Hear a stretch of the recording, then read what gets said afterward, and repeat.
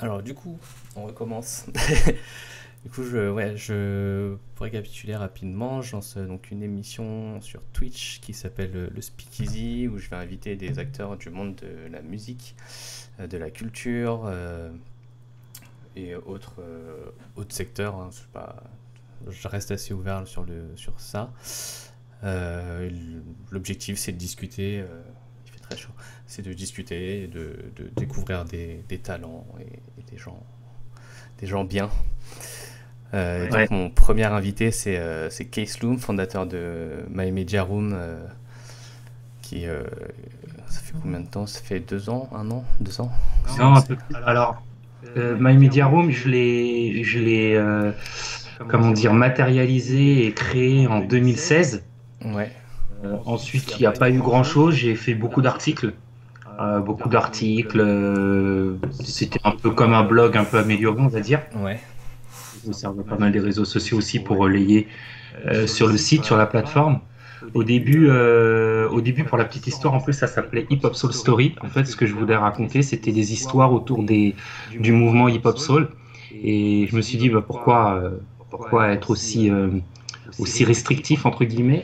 Et moi, ce dont je voulais parler et ce qui me motivait, c'était de parler plutôt on va dire, de toute une génération de gens qui font des choses, qui se bougent, qui créent, qui imaginent, qui essayent d'améliorer le quotidien des autres, des gens.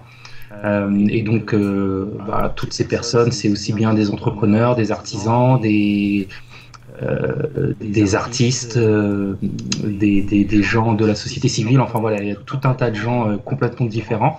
Et donc, Hip Hop Soul Story, je l'ai mis à la poubelle, entre guillemets.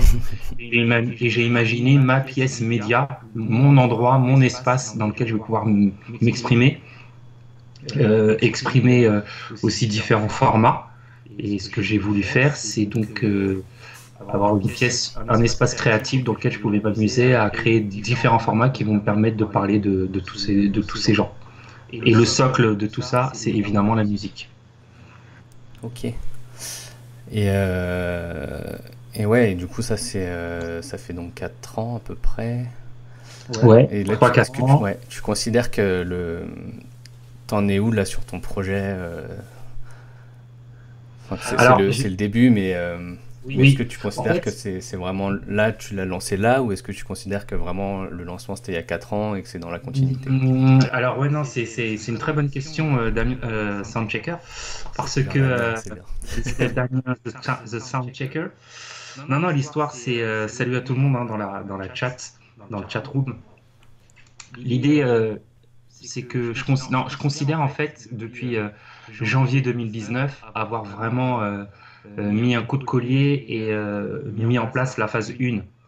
Je pense qu'entre 2017, on va dire, et 2018, ou 2016 et 2018, je pars du principe que c'était un peu l'antichambre de My Media Room. J'ai testé plein de trucs, j'ai fait des émissions de radio filmées, j'ai testé des tournages en extérieur, j'ai fait pas mal de micro-trottoirs aussi, enfin voilà. Je me tâtonnais, je pense que j'essayais des trucs, j'étais dans une direction et vu que je faisais beaucoup d'autres choses à côté, bah du coup je me suis trop dispersé en fait et j'arrivais pas à comment dire, à concentrer mes efforts sur une ligne directrice bien précise. Et c'est en 2019, en janvier 2019, que j'ai réalisé que j'avais absolument besoin de ne faire que ça. Et donc j'ai éliminé tout un tas de choses que je faisais à côté dans l'événementiel, puisque je suis originaire, entre guillemets, je viens de l'événementiel artistique et culturel, donc organisation de concerts, soirées, etc. Et l'idée, ça a été de me focus et de ne faire que des tournages et vraiment de mettre en place mes idées jusqu'au bout, aller jusqu'au bout. Donc ça a demandé beaucoup de travail avec Garance, qui est ma réalisatrice, qui m'a aidé à mettre en place on va dire une ligne artistique, une ligne directrice et une qualité d'image aussi, puisqu'elle est réalisatrice, avec donc son matériel et puis aussi le montage derrière. Et donc là, on a commencé à enchaîner beaucoup de tournages et donc des formats que j'ai appelés micro court, micro curieux et micro sauvage. Micro court n'existe plus, il est dans le cimetière des concepts, on va dire ça. Et aujourd'hui, avec Microcourt, Microsauvage, j'ai également inventé, créé ou imaginé de nouveaux formats qui me permettent de parler de ce dont j'ai envie de parler et de ceux dont j'ai envie de parler. Ok. Et au-delà de...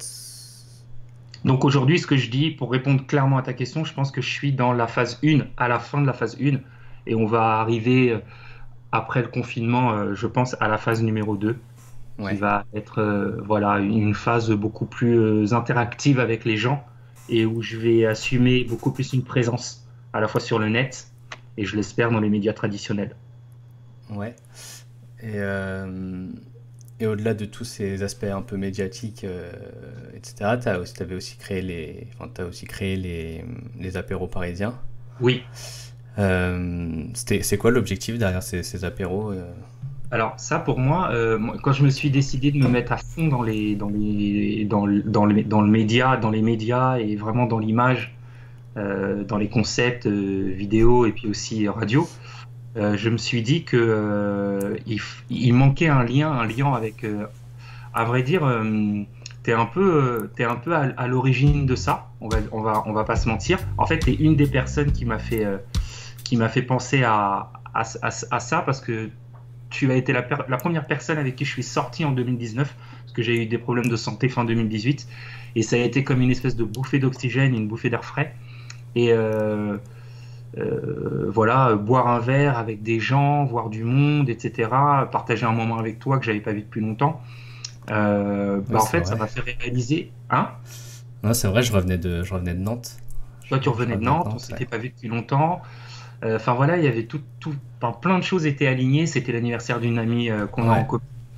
Et dans ce bar, un super bar, etc. Et moi, ça m'a fait me dire, mais en fait, on se voit plus. On n'a plus d'occasion régulière de se voir. Avant, comme j'étais dans un bar qui s'appelait le Downtown Café, dont j'étais le directeur artistique, on avait tout le temps, hein, tout le monde venait un peu tout le temps. Donc, ça veut dire qu'on n'avait pas besoin de se poser la question, mais quand est-ce qu'on va se voir, etc. Je dis, bah, viens au Downtown, je suis là à partir de 18 ou 19h ou 20h. Et ça se faisait, on se voyait, on buvait un coup, on partageait, etc. Et je me suis rendu compte qu'il n'y avait plus ça en fait. On n'avait plus de moments, on n'avait plus de moments ensemble où on se retrouve, où on discute, où on rencontre d'autres gens même.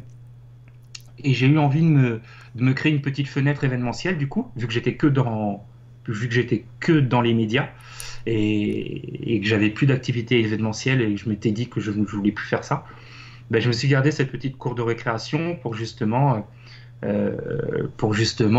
permettre que toutes les sphères des gens que je connais que je puisse les voir et qu'elles se rencontrent également entre elles.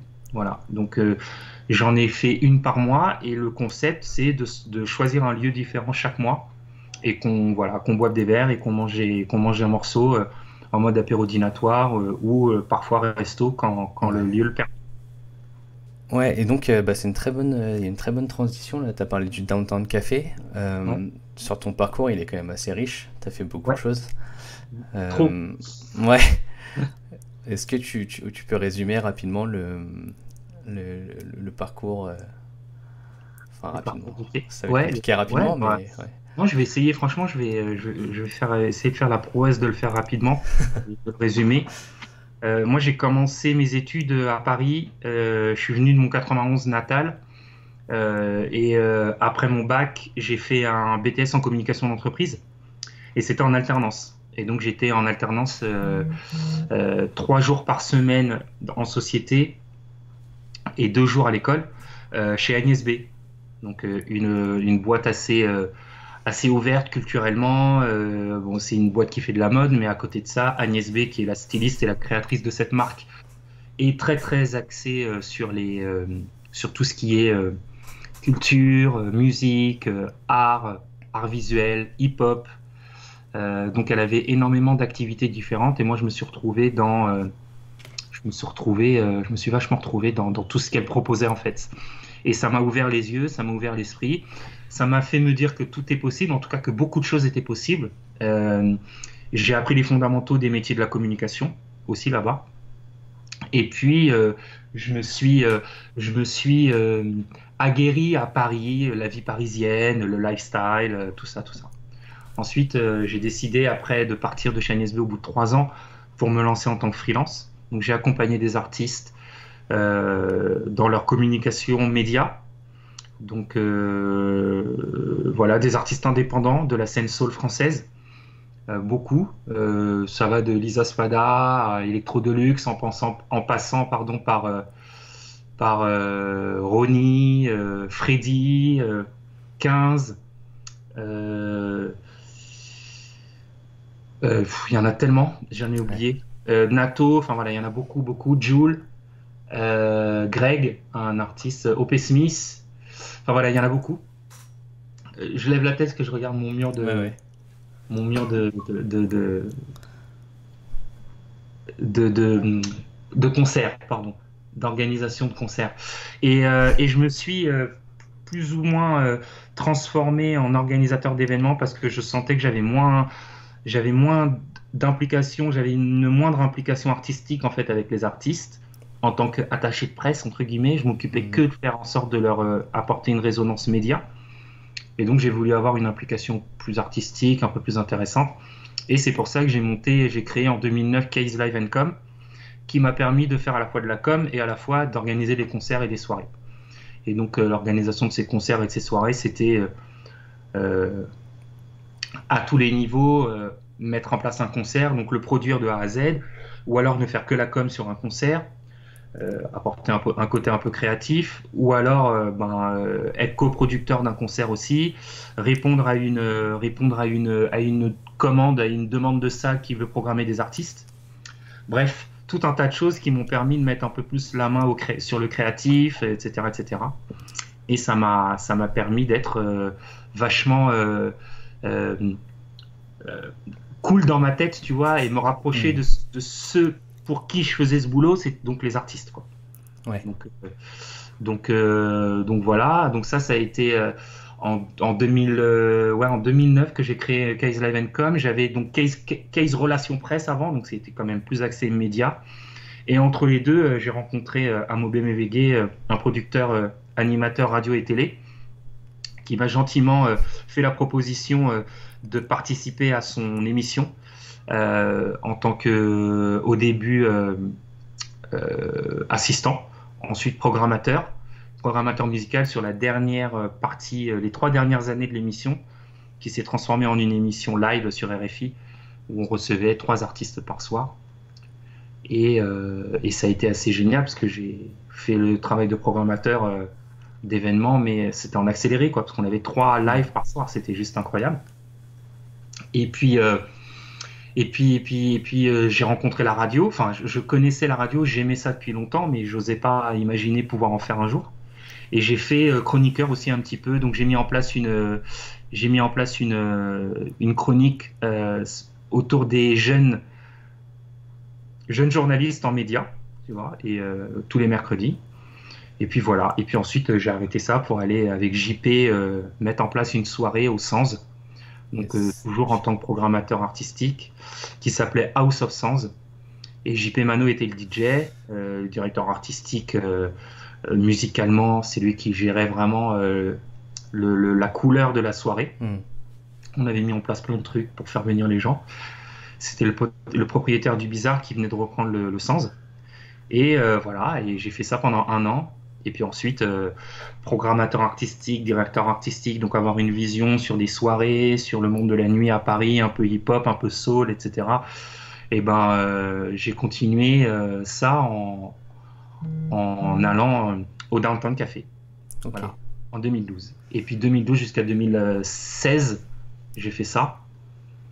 Ça a été, je pense, les années les plus riches de ma carrière, parce que là, j'ai rencontré tout un tas de gens différents. Ouais. Ce que j'aime en fait, c'est-à-dire des gens qui viennent à la fois du cinéma, de la musique, de la photo, des gens qui venaient de tous les univers, parce qu'il y avait des privatisations du lieu, donc du coup on faisait des événements un peu spéciaux, parfois des tournages, parfois des vide dressing, parfois des ventes éphémères, enfin voilà, plein de choses comme ça. Évidemment des artistes, des DJ, des rappeurs, des chanteurs, des chanteuses, des groupes, des musiciens, enfin un tas de gens Ouais, incroyables. Il y avait la soirée slam également, il y avait tout un tas de propositions de jeux aussi en semaine. Enfin voilà, ça a été, je pense, ouais, les années où j'ai rencontré le plus de monde dans ma vie. Et ça a été assez dingue parce que ça m'a servi, ça m'a enrichi pour ce que je fais aujourd'hui en vrai. Je me rends ouais, compte. ouais. Ouais, ouais, vraiment. Il y a JP qui est là dans le chat d'ailleurs. Big up à JP. Ce pseudo de Maram. Ah oui, il est important dans ma carrière, mine de rien, parce que régulièrement, comme ça, sur toutes les étapes dont j'ai parlé, il est là en fait, il est présent. Ouais, Voilà. c'est un peu le, c'est un peu le mentor de beaucoup de monde, JP. Ouais, un fil conducteur, un mentor, ouais. Voilà. Quelqu'un qu'on aime, avec qui on aime discuter, échanger, et plutôt généreux aussi. Quand il aime bien l'échange avec toi, il est bien généreux et Ouais, ça enrichit. ouais, ouais, ouais, complètement. Euh, Ouais, il y a Furiosa dans le chat qui dit que je crois que c'est au moment où tu parlais d'Agnès B, elle disait que c'était la bonne personne qui te donne ta chance et t'ouvre des portes. Euh, t'es d'accord avec ça? Bah, Ouais, carrément. ouais. Moi, le fait d'être arrivé chez Agnès B, à partir de ce moment-là, je me suis dit, en vrai, il y a beaucoup de choses qui sont possibles. Tu vois, moi, j'arrive du 91, je cherche mon stage. En plus, il faut savoir que mon stage, mon alternance, c'était prévu.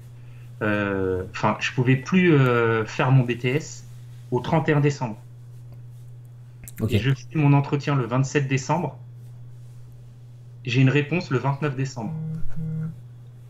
Du coup, Ah ouais, c'est... t'imagines même pas mon jour de l'an. Ouais. Et c'est limite en fait. Et je pense que ce qui a été assez dingo, c'est encore une fois de me voir arriver d'où je viens et avec les choses que j'avais en tête, tu vois, les rêves que j'avais, le milieu artistique que j'imaginais, etc.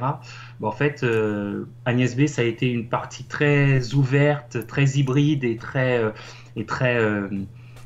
comment dire, très parisienne aussi, de rentrer dans ce game, entre guillemets, et de voir que les choses, elles sont beaucoup plus ouvertes que dans un simple domaine hip-hop, soul, enfin, tu vois, Hmm. ça m'a, déjà que j'étais pas mal ouvert de par mon éducation, ça m'a encore plus ouvert et ça m'a encore plus fait, ça m'a encore plus permis de me dire qu'en fait, tout est possible avec tout le monde en vrai.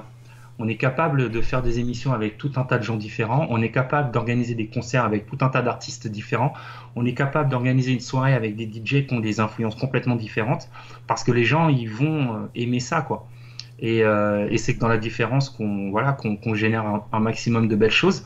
Et je pense que le point de départ, en effet, Furiosa, ça a été incroyable pour moi parce que ça m'a mis en tête un logiciel, en fait. Voilà, c'est ça. Parce que quand tu as une patronne, tu vois, qui à la fois fait des t-shirts pour l'Afrique, donne de l'argent à 64 ethnies différentes dans sa boîte, bosse dans le cinéma, a une galerie avec des street artistes, a une collection de tableaux ou de photographies avec le cinéma, elle bosse avec des cinéastes, avec des vidéastes incroyables, que ce soit de David Lynch en passant par... Enfin voilà, voilà, elle a coproduit le film Mulholland Drive. Enfin, tu vois, quand je bossais là-bas, elle a travaillé sur Harry Potter. Enfin bon, voilà, c'est juste quelqu'un d'incroyable, d'exceptionnel, et voilà, ça ne peut que te formater dans le bon sens, franchement. Ouais. Ouais, ça a l'air d'être une personne Et incroyable. la petite anecdote, tu vois, quand on finissait les défilés, en général, c'était un peu la fête. Donc on faisait la fête dans le service de presse, qui était son appartement, qui était assez énorme. Et, euh, et en vrai de vrai, ce qui s'est passé, c'est que quand je lui ai dit que j'allais pas faire une quatrième année chez elle parce que je voulais vraiment bosser avec les artistes et que j'avais de plus en plus pas de pression, mais que j'avais de plus en plus l'envie, tu sais, de ne faire que ça, d'être freelance, d'être indépendant et de pouvoir jouer ma partition auprès d'eux. Et ben, pour le premier concert que je fais à la Seine-Bastille pour Nato, elle me fait un chèque de 2 000 euros. Ah ouais, Voilà, comme ça. incroyable. Et elle me dit, voilà, bonne chance, je sais que tu vas y arriver, tu es un passionné, ça se voit, ça se sent, et moi je veux que tu réalises tout ce que tu as envie de réaliser, quoi. Donc ouais, pour dire, tu peux pas partir, enfin, Ouais. tu pars pas dans les mauvaises conditions, quoi. vraiment. C'est génial. C'est extraordinaire. Elle est assez discrète sur tout ce qu'elle fait quand même. Ouais, elle est très discrète, elle fait et puis c'est tout. Ouais. Mm. C'est top. Très peu de plateau télé, mine de rien. Moi, j'étais au service de presse, mais ce qu'on mettait en avant et ce qu'on vendait aux journalistes, c'était les vêtements, c'était les ensembles, on vendait, voilà, quand même, elle a fait des accessoires, il y avait une bébé pour Layette, pour les femmes, pour les hommes, pour les enfants. Elle avait 115 boutiques dans le monde au moment où j'y étais. Donc si tu veux, ouais, à un moment donné, t'es dans un environnement qui ne peut être que favorable, quoi. Ouais, complètement. Complètement. On va reprendre une dernière question là-dessus. Furiata qui dit que dans le milieu artistique, c'est pas évident niveau ego, exigence. Est-ce que pour toi, ça n'a pas été trop difficile? Alors si, je pense que j'ai un caractère et j'ai une manière d'être qui est très très souple, qui pouvait parfois être un peu trop laxiste. En fait, je laisse passer beaucoup de choses parce que en vrai, je me dis qu'il y a plus important, il y a plus grave dans la vie. Ouais. Mais en fait, c'est vrai que dans ce milieu-là, tu rencontres beaucoup de gens complètement différents, qui ont des égos différents en plus, qui ont des égos vachement tournés vers eux, d'autres qui ont des égos vachement tournés vers les autres, d'autres qui ont des égos assez équilibrés. En fait, après, je crois que c'est une question de dosage et d'apprentissage de l'autre, quoi, tu vois. Ouais. Et même dans les moments difficiles avec des gens où je me retrouvais pas complètement dans des valeurs ou dans des manières de faire, j'essayais toujours de mettre pas de l'eau dans mon vin, mais en tout cas d'essayer de voir le meilleur parce que ce que je voulais montrer en fait, c'est la qualité artistique de la personne. L'humain, il est important pour moi et il est même évident. Enfin, il doit être évident parce que sinon les choses fonctionnent moins bien. Mais les égos dans le milieu artistique, c'est quelque chose. Hein. Il faut vraiment essayer de s'en détacher et ne pas, sinon t'avances pas, et ne pas voir que ça, quoi. Parce que sinon tu te trouves toujours des excuses pour pas faire les choses, tu te trouves toujours des excuses pour ne pas travailler avec un tel, pour ne pas inviter un tel, etc., etc. Voilà. Donc oui, je pense que après le milieu artistique, c'est parfois un milieu un peu trop idéalisé, on va dire, mais c'est dans tous les milieux pareil, hein, j'ai la sensation.